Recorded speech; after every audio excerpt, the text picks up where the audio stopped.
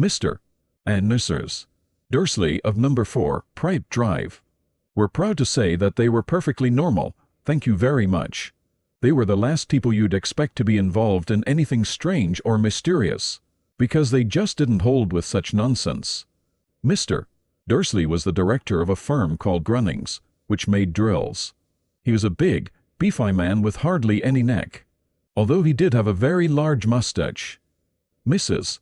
Dursley was thin and blonde, and had nearly twice the usual amount of neck, which came in very useful as she spent so much of her time craning over garden fences, spying on the neighbors.